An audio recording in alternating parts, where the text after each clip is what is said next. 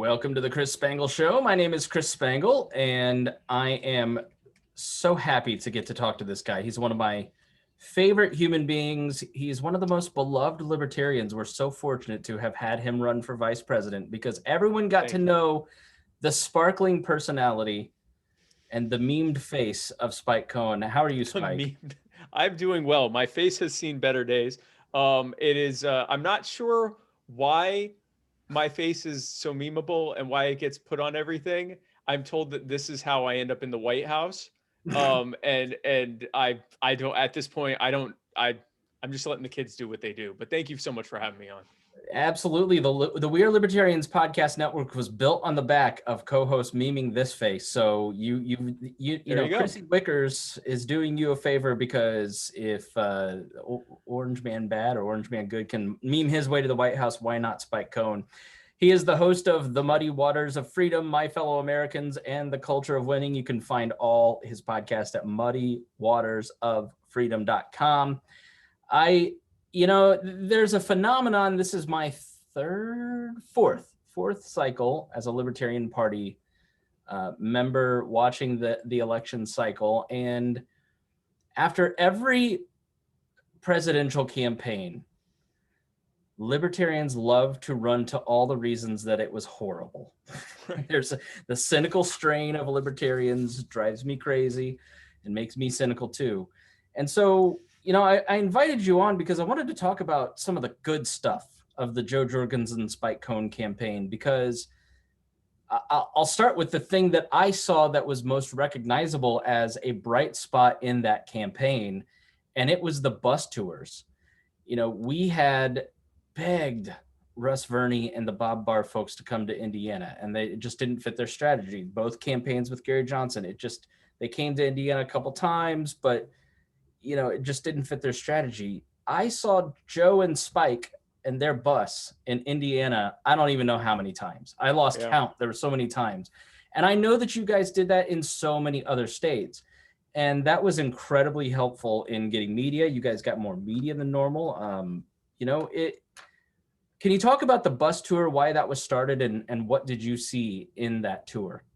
So the bus tour was born of the idea that libertarians often run a strategy, an election strategy at the top of the ticket, where they go to a handful of cities, usually major metro areas. They do whatever beltway media or major media they can do. They ignore the usual path that candidates for office take, especially on a national scale, of going around the country. Some of it's because of cost, but some of it's because of just, and I guess it's a resource allocation thing, but some of it's just a predisposition towards spending that money on big national stuff. And then we still get low single digits. So what was the point?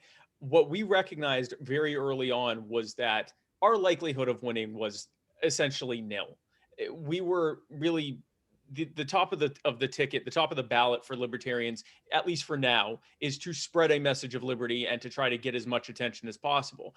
But we can also focus that attention on people who are likely to win their races in local and regional races. And the best way we can do that is to go around the country and get that local and regional media. Because even though national media largely ignored us until the last couple of weeks of the election, the local and regional media is starved for something to talk about. So they'd be more than happy to interview you or come out to your event or whatever else. And in doing that, then we can showcase all of the down ballot candidates who come out to also speak and to also give their thoughts and everything else. We can help raise money for local candidates and all of that stuff. So that's what that came from. And you know, a bus tour was a way of really, I honestly, when I first heard bus tour, I'm like, we're going to drive on a bus. Wouldn't it be easier to fly around? But I didn't realize, and I did very early on to the bus tour, when people see that big blue bus show up and it's got, you know, Jorgensen Cohen on it, or in the future, whatever the next candidate is on it, they can take the pictures by the bus, and they can take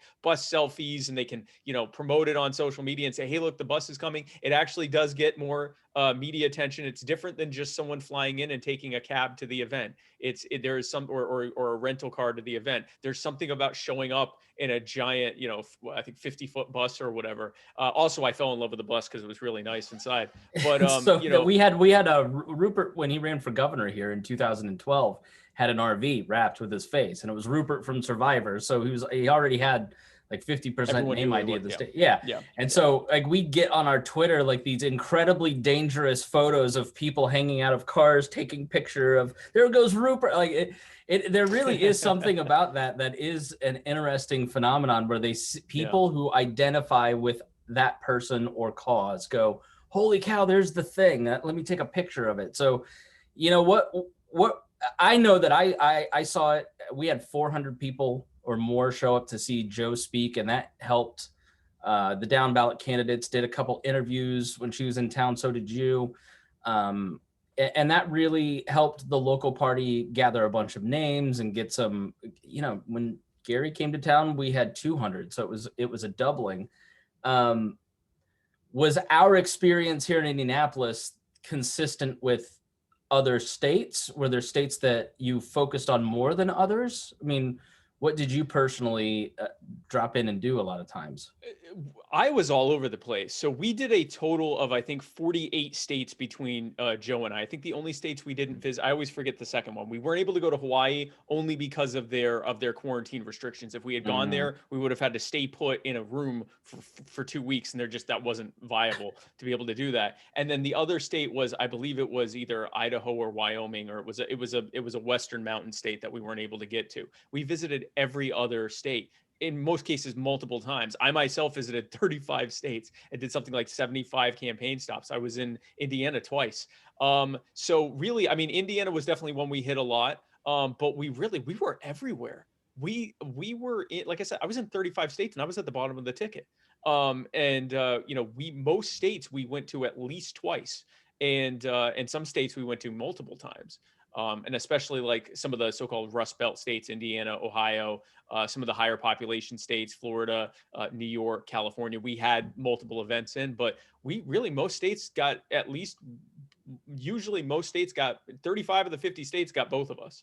And, you know, it was a pretty incredible thing. And the most important thing was going into it, the person that's running for tax assessor or, you know, city council or mayor or even governor for Don Rainwater, they had much better chances of winning their races, or at least placing much higher than Libertarians. You know, we went into this knowing that unless lightning struck 1,000 times in the same spot, we were likely to get low to middle single digits. So it was best to focus whatever leverage we could get from media, both local and national, towards the race, filter it down to the races where we can actually win, and also focus on growing the party. The party membership grew by almost 50% last year.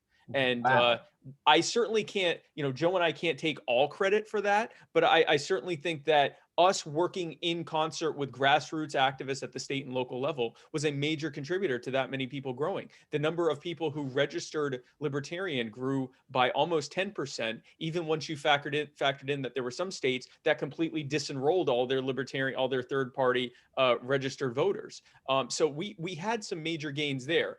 We got the one almost 1.5% instead of 3%, which, you know, that's sad, but it also really doesn't matter. It's still low single digits. And until we grow the party at the grassroots level enough where we can viably, you know, contest that race, or at least have a shot in hell of getting on the debate stage, then ultimately the most important thing we can do in that position is to help the candidates who actually have a shot of winning. And that's what we tried our best to do. People often look at this like you've got to have a strong top of ticket, and that presidential candidate will pull you, because that's what people think. Really, it's grassroots up.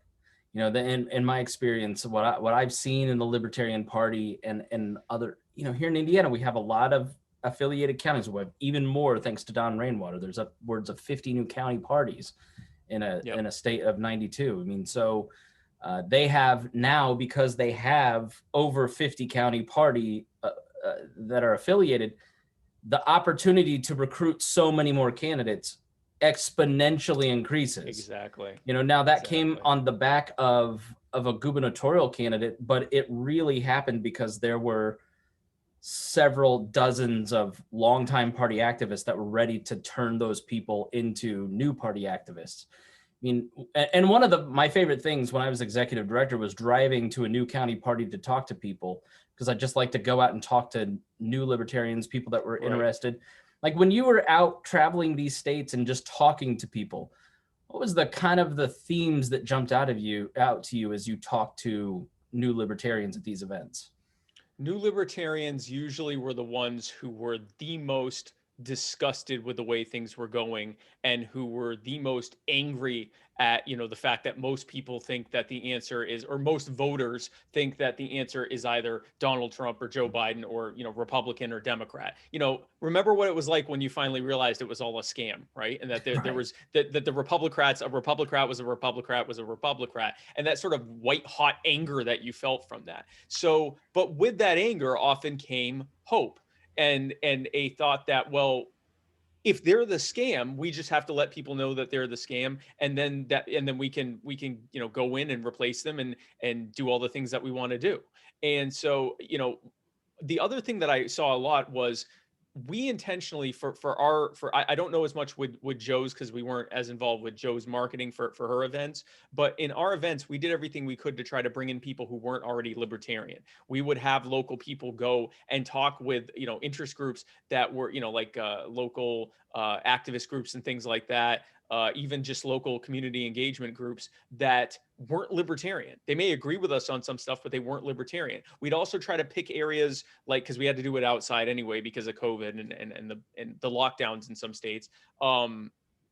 We would try to do it in a heavily residential area, so like a park next to a major neighborhood or something like that. And if at all possible, we try to pick like the most marginalized area in an area. Instead of going into the ritzy area part of town, if it's possible to do it at a park where it's more surrounded by like low income housing and housing projects. And this was intentional. I wanted people to come out who are the most acutely affected by government and its excesses and abuses, and who are, in my experience, the most receptive to hearing a message that what they already know to be true.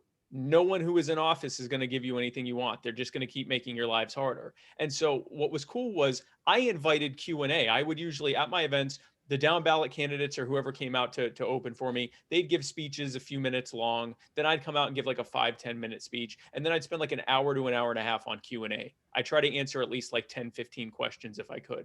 And the reason for that was because A, I wanted to show that we actually have answers for things. And B, I wanted to engage the people who showed up, said, wow, that speech sounded good, but what do you think about this? Because if I show up and give a great speech and then I get on the bus and you never hear from me again, I've lost you. Not only you're not going to vote for me, you're not going to join the party, you're not going to get involved at the state level or the local level. And that was my main thing. I want you to vote for me, but more importantly, I want you to join the party. I want you to engage with other libertarians here. I want you to see that we have answers. And so that's why I focused on that. So what I saw overall was people who, they're feeling it as bad as anyone else. In some cases, they were feeling it the worst of anyone here. The lockdowns, the pandemic itself, just the skyrocketing cost of living, being victimized by the war on drugs, occupational licensing, all the things that we often don't think about when we think about, abuse by government. We think of the Fed or taxes or the wars or something, but we don't think about the fact that if you don't make more than a certain amount per year, you can't legally operate a business because you can't afford to start one. And that was what I heard about more than anything on the trail. Really? So that was my next question is, what were the top issues? Like, I suspect lockdowns may have been up there, but like, what were the top things that people said, this is where government is hitting me the hardest? Lockdowns, healthcare, specific to the pandemic, but honestly, a lot of times they'd say what I would say, which is we didn't need this pandemic to tell us that our healthcare system sucks. But yeah, the lockdowns, the pandemic itself, and healthcare questions related to that. Higher education was a big one. I had a lot of students come out asking, what are you going to do about these, loans, and what are you going to do about the cost of higher education? And then people who were just harmed by government in various ways. A lot of people with occupational licensing. That's something that libertarians talk about. We don't realize how big of a thing that is in lower income communities. And some of that is because a lot of us aren't lower income, or we're either working class, middle income, or we're, upper middle class. A lot of us, or not as many of us, are like poor. We might be lower middle income, but we're not like poor, where there's a lot of entrepreneurialism in those communities, but they can't get ahead because the police are there all the time and they're looking to see who's, being a plumber illegally or who's cutting Mm. hair illegally. And they use civil asset forfeiture, thanks to Joe Biden, to go in and take all their stuff. So that was a big one. People that had been victimized by the war on drugs was another huge one. People that would come to me with these terrible stories about how they, had a meth or heroin habit or something like that. Usually because they got cut off from their legally prescribed pain pills after they hit a certain limit. So thanks to the war on drugs, they ended up a heroin addict or a meth addict or something like that. Then they start selling to be able to afford it. Then they end up in prison. Then they end up continuing to be addicted because you can still get it in prison. They come out with all this debt that they're sitting on. They, for all the fines that they weren't paying and all the interest that built up. So now they're sitting on a bigger debt than most people who have a mortgage. Their credit is ruined. They have a felony record, so they can't get anywhere. So I mean, just horrific stories. And all I could say to them is, I'm so sorry, but do know that this is what we're fighting for. When we can get into positions of power and influence, one of the first things we plan to do is to dismantle this kind of stuff and give you your clean record back so you can try to reclaim your life. There were times where I felt powerless in a way because all I could say to them is, I'm so sorry and know that we're fighting for you. But when I would see the hope that they would feel that at least someone was out there fighting for them, it made me realize that even if right now we aren't in a position to be able to actually change those things, the first step is to letting people know that this problem exists and that we need to fight it. And then the next step is actually being able to do it.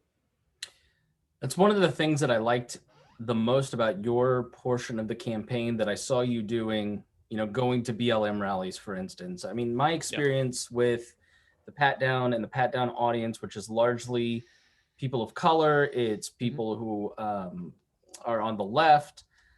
It has changed me in a way where I realize now, like, the libertarianism that I've talked about forever, that right libertarianism in the Ron Paul vein. I mean, I'm not besmirching any of that, was very much intended for the birds of the same feather. And I had a particular blind spot. Especially in the way that we message it. That's Yeah. a big part of it because we're messaging to ourselves. Go ahead. Sorry. Right. It is very selfish, And so, like, I watch Milton Friedman and I'm like, I love Milton Friedman because it speaks to me, right? Like, that speaks to the son of a small business owner who grew up in a high income household, like, white. What I was impressed with in your campaign was a template, and I see this in Justin Amash too, a template for libertarianism that doesn't have that same blind spot, that looks at marginalized communities, people of color, and says, we're with you too. We're not here to ignore you for our own sake. I mean, was that an intentional thing, or is that just where your heart is? You go into a town, you're like, I want to go to the poor part and talk to different people. I mean, and what are your thoughts on how we message on a broader scale moving forward? It was intentional and not just for a specific demographic. I wanted to talk to the people who were the most acutely affected by the things that we know are harmful coming from government. If we as libertarians recognize, whether we're minarchists, anarchists, whatever, if we recognize that the government is largely an agent of harm, or at least the way it's configured now is largely an agent of harm. And if we're able to look at data that shows us that there are certain people who are in communities that are disproportionately harmed by those abuses and excesses of government, then not only is it, in my mind, I guess sort of a moral obligation. I don't like saying moral obligation, but not only do I feel most drawn to the person who is the most acutely affected by this because they're the ones suffering the most, but from just a pure marketing and strategy standpoint, when I go into housing projects to do door knocking tours, when I have a bus set up in the middle of a low income neighborhood that has housing projects there, I don't have to convince them that big government is bad. They already know that. They may not call it big government, but they know that the status quo and how it is growing is hurting them. When I go into comfortable, middle-class, largely white communities, I have to spend time convincing them that things aren't doing that well often.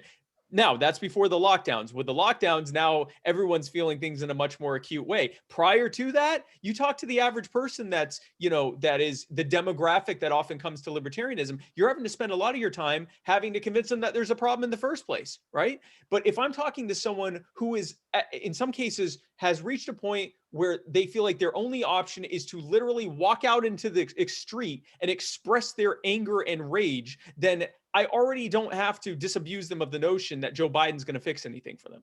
I already don't have to disabuse them of the notion that government is actually there to help them. All I can do is either engage them or continue to ignore them because they don't talk the way I do and express things the way I do, leaving them open to authoritarians who are more than happy to pander to them and more than happy to say, hey, you know what the problem is the wrong people are in charge. We're going to make this program even bigger so that you can be helped by it.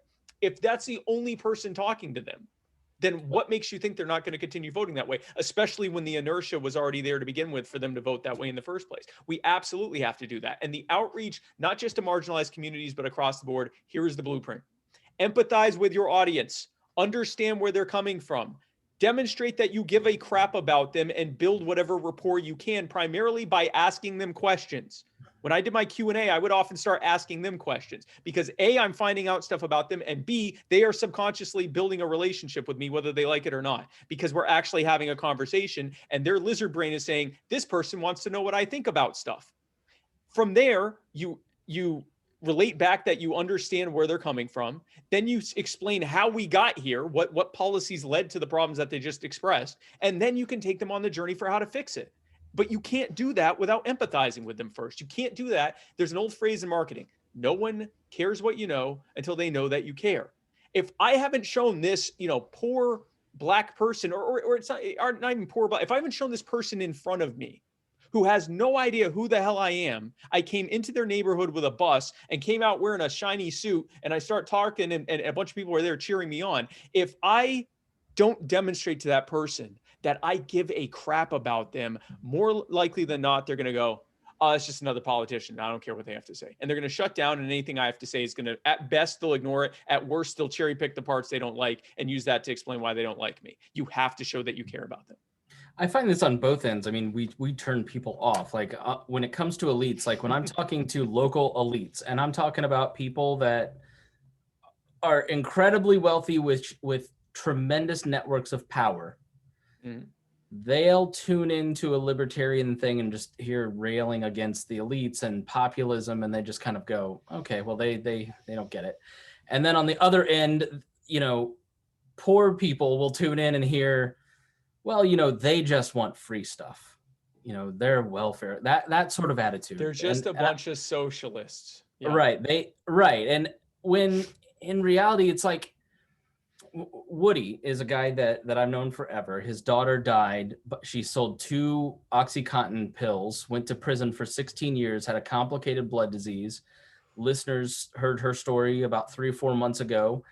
And Woody is just this blue collar guy who had absolutely no contacts in government or media and had no idea what to do. Didn't even a year later know how his daughter died, right? And so because I picked up the phone because he saw Rupert empathizing with him in the debates in 2012.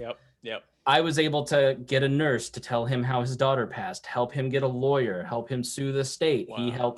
He's setting the foundation for getting Corizon out of this state. Like, I helped get him into positions, into networks of power with my contacts. Like, it's taking somebody who is starting from nowhere and moving them to a different place. And like, that's the benefit of the Libertarian Party in my mind. And what we ought to focus on is how can we leverage positions, even though the Libertarian Party, we all sit here and go, they have no power, it's worthless. I've not seen that in Indiana. What I've seen is people like Mark Rutherford and Brad Kloffenstein and myself to some extent, Emmett McMahon, like we have ingratiated ourselves and moved into these networks of power and then reach out to marginalized communities and help become a bridge. Like, I really think that is one future role for the Libertarian Party. And that's one thing that I see you doing so well, is appealing to a broad coalition of people and saying, we can be the bridge. I agree. And that's the only way you can do it. I definitely would say my message in the way that I message it to most audiences tends to lean on the populist side. But I also make a point of saying our problem isn't millionaires. This isn't the 99% versus the 1%. Most of the 1% are people that have not that much more access to, big levers of power than the rest of the country does.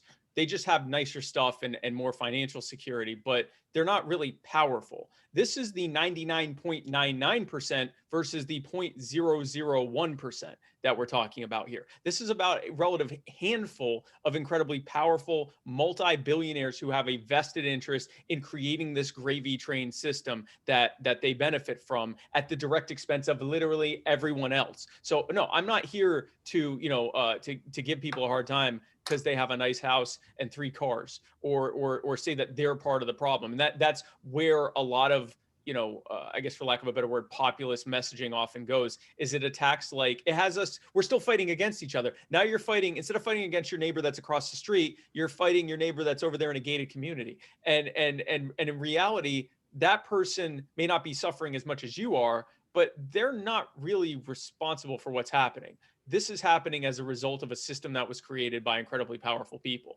And we do need to break down the gravy train, and we do need to give the power back to the people. But that's not at the expense of people who probably are very hardworking and honest and have also just, built success for themselves. I don't think you have to choose between one or the other. I agree with you that a lot of times libertarians pretend that we have absolutely no access to power or influence. If that were the case, we wouldn't have been able to get on a bus. We wouldn't have been able to afford a bus. We wouldn't have been able to have, interviews on any kind of national media. Or we're not as big as the Republicans or Democrats, and there are certainly corporate interests that have a vested interest in not platforming us. And we definitely do have to continue to work to build our own network on the grassroots level outside of what they're doing, so that eventually they can ignore us. But that's completely different than saying that we can't start doing things in the meantime, especially at the local and regional level. There are cities where libertarians are increasingly dominating because they have good ground game in those areas and are able to get their initiatives passed, get their candidates elected, and things like that. And you mentioned culture of winning, my show.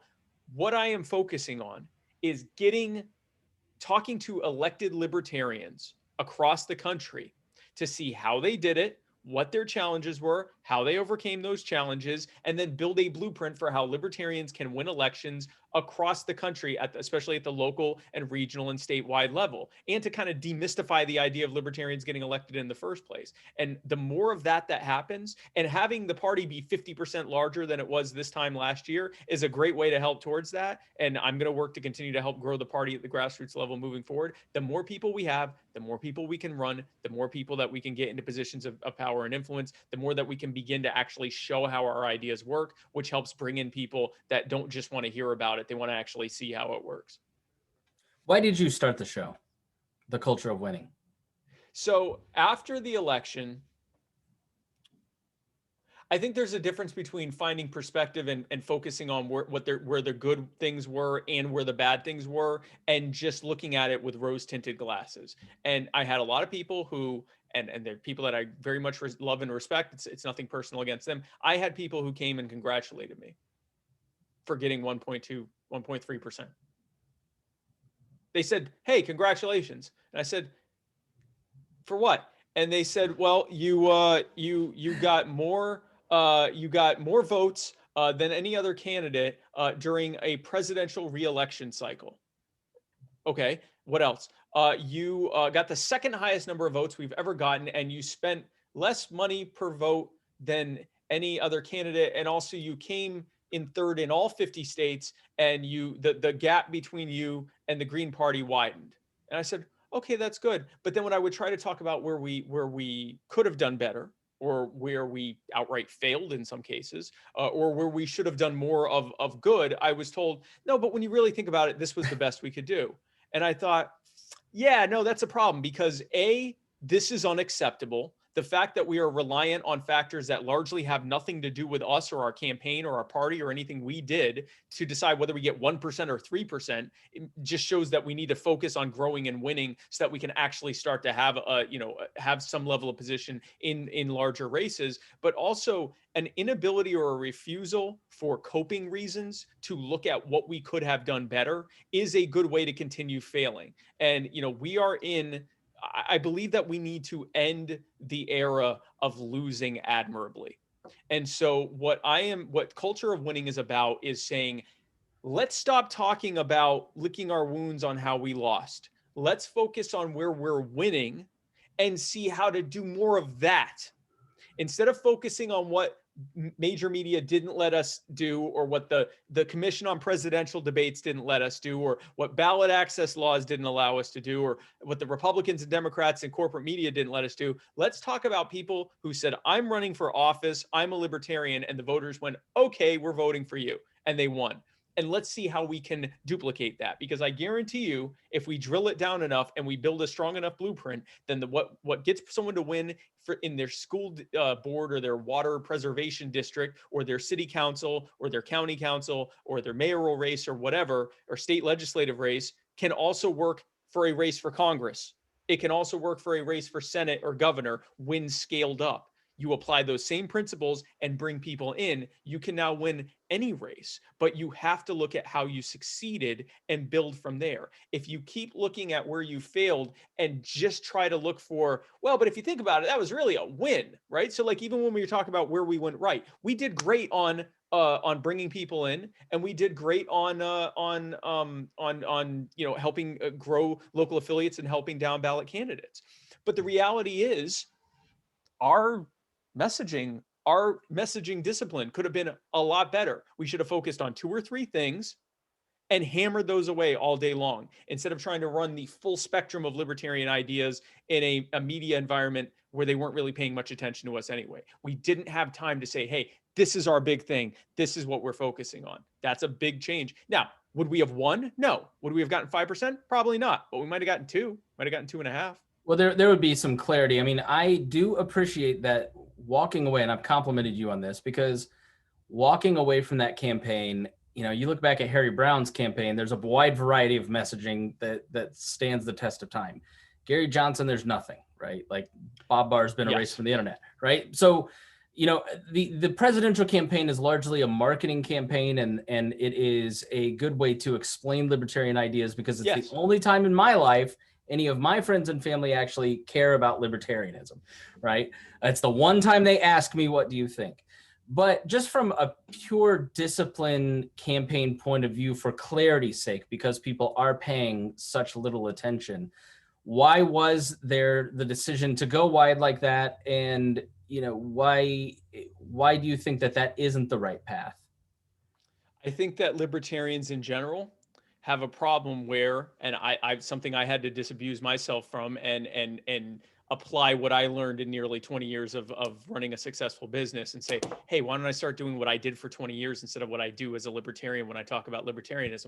When someone tells you what is libertarianism, we often get into what could be a 20 or 30-minute long diatribe about property rights and self-ownership and individual autonomy and the non-aggression principle and all these things, instead of saying something in a 15 to 20 second time span that makes them go, huh, okay, cool. But what about this? And then you can have that conversation. So I think what we were doing is just naturally what libertarians were doing. And by the time I realized that there needed to be a correction, and I started doing it on my side, it was honestly too little too late at that point. It was we were going into September, and it would have been good initially for us to be hammering away on the things that people were, pick 3 things that people were talking about. So basically the lockdowns, the pandemic, and healthcare questions related to the pandemic, and especially during the summer, police brutality and the protests and all of that stuff.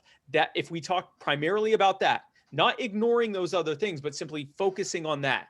And if someone asks us a question about the other things, we can answer that, but then try to bring it back to what everyone else was talking about. We do not have the position that Donald Trump had where we can tweet something and now everyone's talking about that. We are small enough where we have to go with what everyone else is talking about. And the only way that we can effectively do that is by going in there with a bold message that is completely different than what anyone else is saying and get people to go, wow, that's a good point. I wonder what they think about this. That's what we should have done. And I think it was more just, this is what libertarians do. People say, what's libertarianism? And we go, do you got an hour? And then we start telling them all this stuff. And the problem with that strategy from a campaigning standpoint is you are using limited time to spread a bunch of different messages that often are going to confuse people. So people are going to get lost in the whole, oh, well, this is what they think about guns. This is what they think about the war. But what about the thing I care about? And if someone's already predisposed to trying to find a reason to write you off so they can vote for one of the lesser evil parties, the very second they, and we saw this, how many times did we see this, where someone would go, I agree with Joe and Spike on everything except this. So I'm voting for Biden or I'm voting for Trump. And if instead we had just laser focused on the things that they actually cared about and gave them a strong and engaging and empathetic and bold and dynamic libertarian message for that, then from there we could have done a lot better, and we could have focused our attention to get that media attention, because media wants something viral. I often, and this is being around it for a long time, like libertarians don't realize how often they function from insecurity. And one of the things that I like about sort of what's happening right now is a growing confidence from, it starts with messengers and podcasters and candidates, and then it starts to spread out into the grassroots. But, libertarians swing violently from like insecurity to overconfidence, and we're going to win this because everybody in my life has told me they're voting for me, to the day after the election, this is all hopeless. Why did I do this? To, I need to tell everybody everything, to we need to focus on one thing. And like, there's not a level, and there's never going to be consistency because it's just, of course, everyone's going to have differences of opinion. Right. Yeah. But operating from insecurity, gets you, well, Johnson failed in these ways, so we need a messenger like this. And so we need somebody who understands it perfectly. And then, oh, well, that didn't work. Now we need to get somebody like this. And like, it's that constant like swing from where we failed last, instead of looking at, like you just did, which is, working in radio, there's an old saying in radio: when you are sick and tired of hearing that advertisement or song that someone is hearing it for the first time, like repetition is the key to all of it. And in a campaign, right? Like, I want to build the wall. I want to lock her up. I'll vote for him. I want unity. I don't want to deal with this problem of the orange man bad anymore. I'll vote for Biden. Like, nobody knows what Joe Biden really stood for other than, I'm not Trump. Stop Donald Trump. Right. Stop Donald Trump. And Donald Trump ran on in 2016, lock her up, build the wall, like literally 3-word. And if you, and it was frustrating, you'd ask a Trump supporter, well, how's he going to do it? Well, he's a billionaire. He'll figure it out. In other words, I don't care how he's going to do it. Right. He said he's going to do it. And I like those things. So we needed to focus on that. And this is just general messaging in general. You have to go where your audience is, meet them where they are, and then bring them to your side. That's how leadership works, is by going out and showing by example how things can work, and how things are able to work better the way that you want to. That's messaging, that's leadership, that's sales, that's everything rolled up into how to be successful. Now, it's good for us to learn from our failures. But I think we often cycle between, like you said, we're going to win this time, to, oh my gosh, we didn't win because this, and this, let's never do that again. Or going the other way and going, well, if you think about it, we kind of won sort of in a really special way. My thing is this: we can learn from our mistakes, see what we did right, see what we did wrong, and change it. I would like to focus, when we have lost so much, when losing at the federal level is our status quo, 100% of the time we lose at the federal level. Why won't we look where we win a good bit of the time, at the state, at the city, and the regional, and sometimes at the state level, and say, hey, this stuff's working. Let's do more of that. And let's figure out how to scale it up. And let's bring people into libertarianism who go, oh, Libertarians running for president. Well, we have that Libertarian city council person, and she makes a lot of sense. So, you know, I think I might consider it, or at least want to listen to that. We have to grow from the bottom up. We are not going to get the favors necessary to win from the top down. It's just not going to happen. We could pick okay, Kanye West is a billionaire who everyone knew, and he got like 70,000 votes. Okay. You have to have the infrastructure in place. We could find the most charismatic billionaire genius who everyone knows and loves, and we're not going to win if we don't have the grassroots infrastructure in place. Machine politics, whether you like it or not, is how you win at the national level. So let's build it at the local level and build something that eventually reaches a point, and it can happen quickly, it can snowball quickly, where they have to include us in the debates because we're every bit as much of the story as anyone else is. They have to include us in the polling because they'd look like idiots if they didn't. They have to include us in their stories because everyone's already talking about us. This is how you are able to grow into something that can win. And it's not easy, but it can happen quickly, but we have to do the work. And that's what I've been focusing on pretty much since the day after the election, is find the baselines for what we did right and what we did wrong, start talking to people about how they actually did it correctly, where they either won their race or, like in a case of Don Rainwater, did exponentially better than anyone else has ever done in their position, and then build out from there. How do we continue to build on these successes? Yeah, I mean, there's a record number of candidates coming 2 years from now, and they're already working hard. And it comes just from building on success after success. And I agree. I think we focus too much. I don't know if you saw this, but I have a suspicion that Facebook libertarianism and libertarian movement are much different than the grassroots libertarians that you were talking to. The concerns and the strategies are different. And the people that are out working in the field are not necessarily the people that you're talking to online that self-identify as libertarians. Quite a bit different. And I mean, there is some overlap, but it's nowhere the black-pilled anger that you see on social media.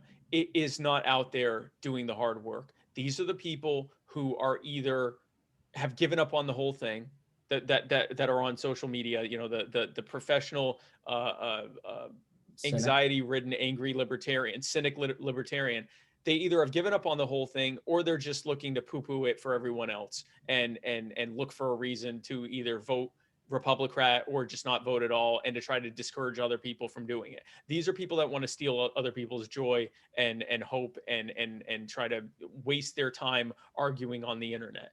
It was very freeing during the campaign because I was very rarely on social media because I just didn't have time. I mean, I was doing 2 events a day, sometimes 2 states a day.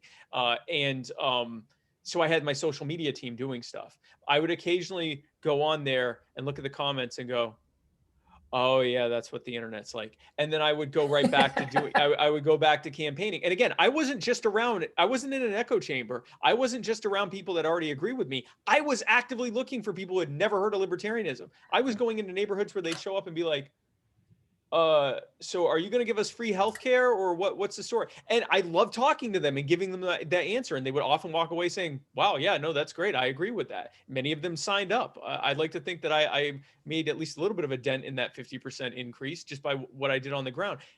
It was such a stark difference between the I guess black-pilled libertarians who just want to crap all over everything. Nothing good comes from that. They're not being constructive. They're just tearing stuff down because they themselves feel, and we have to empathize with them to an extent. They are angry. They are seeing everything fall apart around them. They are watching the vast majority of people cheer it on as it's happening.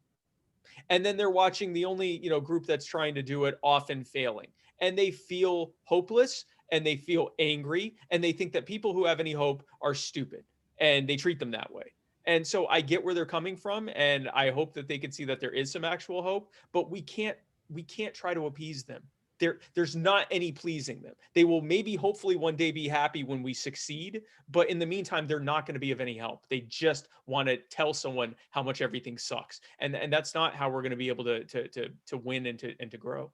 Yeah, well, one of my criticisms, I mean, we didn't even get to it, so we won't jump into it, but as a person that's fairly close to anarchism and anarcho-capitalism, I'm one private versus public court away from adopting what you believe. I just find like less trust in libertarians after watching this past year, and anarchists specifically, that type of person you're talking about makes even me kind of go, well, I don't know if my own ideas work if I have to like cooperate with you, who seems so hell-bent on not cooperating, so angry. You don't even believe in the basic principles of the rule of law. So how can I trust you when we sign a contract together? Like, I mean, some of that has even shaken my, like, I desperately love and believe in these ideas, and I'm looking at it going, so I can't imagine what like regular dude or madam out there who's just reading this stuff and watching my comments feed, like going, oh, this is ugly. I don't think these people have a solution at all. I talk about this a lot.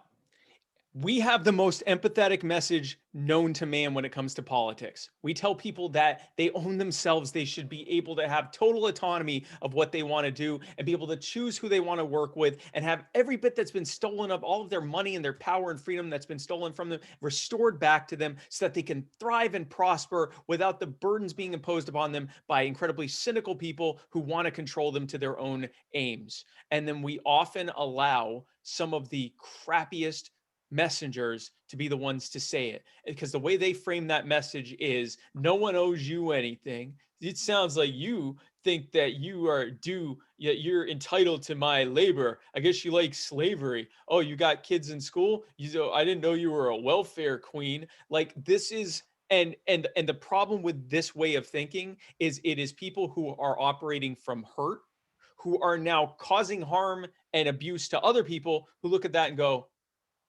like you're even saying, I don't want to do anything with you. I Yeah. actually kind of hate you.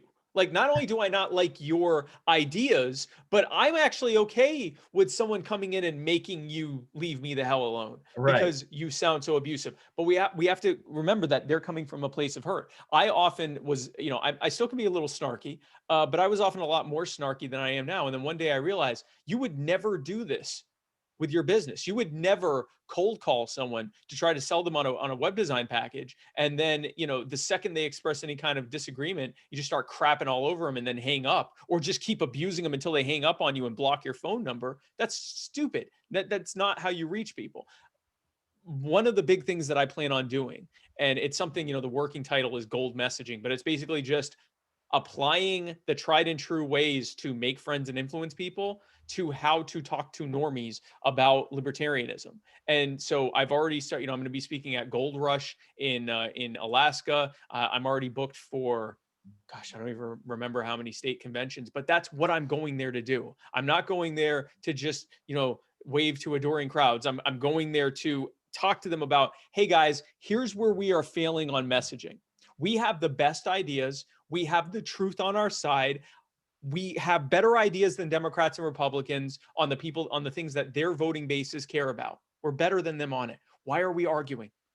Why aren't we just empathizing with them and then expressing how our ideas work? And then when people go, yeah, but I don't know how I think about that, then engaging with them in good faith, where your primary purpose is for them to walk away feeling good about it and you planting seeds. Even you can't beat them into submission, but what you can do is say, oh, you know what, that's a good point. I get what you're saying, but here's my thought about it. But I'm fine with agreeing to disagree. I just, we definitely need to fix things. And that person walks away going, well, I don't agree with everything they said, but man, that was a nice conversation. And whether they like it or not, those ideas are germinating. And when, they start seeing what's happening on the news and so forth, they go, you know what, the libertarians said that would happen, or, well, that would make sense because what they said. Or you can make them hate you and they will actively try to, come up with intellectual reasons why everything that you say is wrong. It's our choice. And I think it's obvious which choice we need to take. When it comes to anarchy, because I know we were to get into a major debate or anything like that, here are my thoughts on anarchy, because I am an anarchist. People of faith, Christians, Jews, Muslims, most faiths, or at least most Abrahamic faiths, believe that we should try to live sin-free, without any sin. But then we paradoxically recognize that everyone is with sin and that we're actually depraved. And so people that aren't in that faith, or just a lot of people in general, would say, well, what's the point? If you recognize that everyone's depraved, why would you want to be why would you try to be sin-free if you already know you're going to sin? And the answer is, there's many answers. I want to be closer to the ideal that my creator set for me. I recognize that when I'm more sin-free, I tend to live a better life as a result of my not hurting people around me. I think it's the right thing to do, and it makes me feel better. All of these things, it's an ideal to push for. The way I think of anarchy is not, we talk about the Rothbard button. If you could push the button to make government go away. Well, if you push the button to make government go away, everyone would turn around and go, what the hell did you just do? And they go back to building government. There is no Rothbard button. There is no snapping your fingers and making government go away. And even if you're able to reach a point where you can create individual anarchist societies, we may never get rid of the idea of centralization into coercive monopolies to try to fight against it. But the closer we are towards anarchy, the closer we are towards a society where people respect each other's boundaries and recognize their rights of life and property and freedom, the closer we are to that, the better off we are. And if we are able to eventually work that into a long-term sustainable society, all the better. If we're not, but we're closer, great. But it is not people talk about, well, what's it going to be in Ancapistan? There's no Ancapistan. It is being freer now than we are being freer in the future than we are now. As an anarchist, I believe that all solutions come better from free people. There will always be bad actors, but the more you can decentralize power, the more you can make those bad actors just be jerks who can't hurt anyone. Hitler in a neighborhood is a bully and a jerk that most everyone's going to ignore. A couple people may join him, and the rest of the community says, "Hey, you stay the hell off my yard, or you'll never leave my yard." Hitler in a country ends up causing a world war and genocide. With the force of law. With the force of law and the power of centralization of power and force and influence into a coercive monopoly. So anarchy, in my mind, is simply saying Donald Trump was just a lovable buffoon until he became president, and then now everybody hates him. Exactly. Joe Biden is a guy who nibbles on his wife's fingers. You give him power, and we're about to see some really bad things happen over the next 4 years. It is the difference between someone being a dick and someone being, a tyrant who causes immeasurable harm and suffering. So my idea for anarchy is we move closer. We recognize that the ideal is no coercion at all. And we move as far towards that as possible, working with anyone who recognizes that the better thing is towards closer to what we want than where we're headed. The one issue I have and I think what Justin Amash was trying to say is that there's a distinction between libertarianism and anarchism. And he was also talking to people outside of the Libertarian Party saying, well, libertarians don't necessarily want no government, but they want less centralized government and more decentralized government. The problem was initially how he phrased it was it sounded like he was telling anarchists, this is not your party. We don't want you here. We are in no position to tell anyone who wants us to work towards a better ideal than we have now that they're not welcome, especially when many of them, when that ideology was part of the foundation of the party. But I don't know if he meant it that way. He certainly seemed to have, changed how he was saying it. So I think he was not meaning to do erasure or a purging, but we need to make clear that anyone who wants to move in the opposite direction of where we're currently heading is, at least for now, our ally. And while we are working together and coalitioning and being in alliances, we can have those nice discussions that lead us to a greater understanding of where we all stand. And that's what my goal is. I am an anarchist who has absolutely no problem working with minarchists, constitutionalists, small government, Tea Party types, social justice progressives who want to scale back, the war on drugs and police brutality and things like that. People across the political spectrum who want to end the wars and bring the troops home. We aren't going to agree on everything, but we recognize that something is wrong now, and we are not in a position to reject people who want to work with us. Yeah, I mean, I interpreted what he said as a definition. I mean, it was not intended. I mean, the guy's not going to immediately turn overnight and say only constitutionalists are allowed in the libertarian movement. That's not. That's not what he's talking about. But I will say, as a more minarchist libertarian that literally every day go read any of the comments on our social media or my social media, I'm sorry you had that experience for the first time. But that is the experience of people who who are more in the Milton Friedman camp every single day. And that's sort Oh, of from what, anarchists? Oh, absolutely. oh, Yeah. I know Yeah. anarchists are the biggest jerks. And so it makes a lot of people go, I don't want to be an anarchist because, you know, the Rothbardians are jerks, so I'll stick with the Friedmans. And then we have these tribes, and it's like, I'm much more amenable to what you're saying and what we've tried to do here. We are libertarians, where, you know, two anarchists and a constitutionalist and a whatever the hell Reinhold is are going to talk on Saturday. Democrat. Right. You know, like I'm going to have libertarian socialist Ryan Lindsay on later. And then I'm going to have, you know, I'm having anarchist Spike Cohen on today. Like, what we've tried to do at Wall is to say everybody's efforts are valuable and important. Yes. But I would say to my anarchist friends, I didn't have a ton of sympathy for you, not you, Spike, but in general, if you're the type of person that doesn't want to work with people who want some government, you're not. It was sort of funny. It just sort of my anarchists who are watching this, okay? This is a man who just told you that he is like a couple conversations about, you know, how private arbitration would work away from accepting anarchy. And the way that not all of you, many of you are engaging him and others like him, you are pushing them away. And it's coming from, I know it, it's coming from a place of anger. And behind that is from a place of hurt. You are watching terrible things happen, and you are watching people calling themselves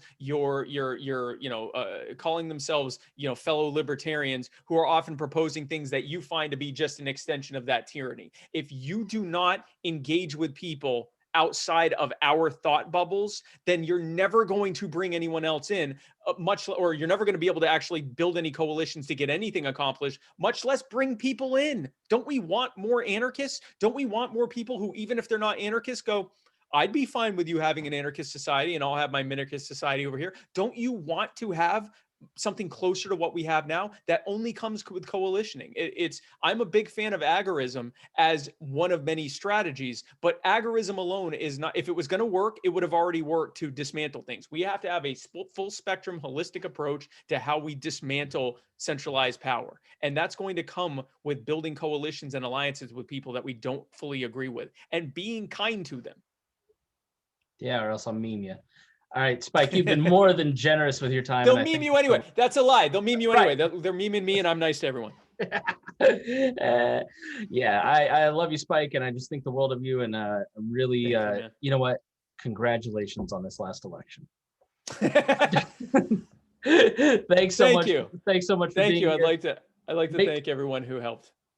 Make sure you check out muddiedwatersoffreedom.com for Muddy Waters of Freedom, My Fellow Americans, and the Culture of Winning podcasts. It's always a pleasure. And thanks, Spike. And we will talk to you all again next week.